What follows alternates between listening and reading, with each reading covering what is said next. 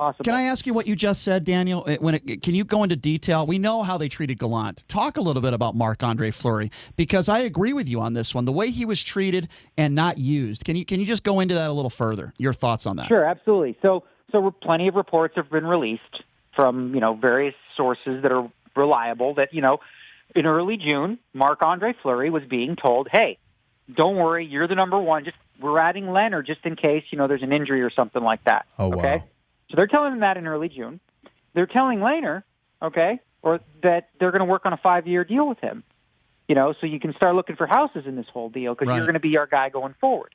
So they're telling one guy one thing, they're telling the other guy the other thing, right? Ugh. And to do that to the face of the franchise, the one who, brought this team to the finals in the first year and, again, really, he's one of the nicest guys in the league. To just lie to him in the way that they did. You saw, obviously, the sword in the back of Fleury with the Boer's name on it from his agent. That doesn't come from nowhere. Sure. So, like you could have just told Fleury, listen, Fleury, since your dad passed, maybe we're not so sure that you're our number one guy. We're going to bring in Lehner, and you can win the job, or maybe you could lose the job, but this is what's happening.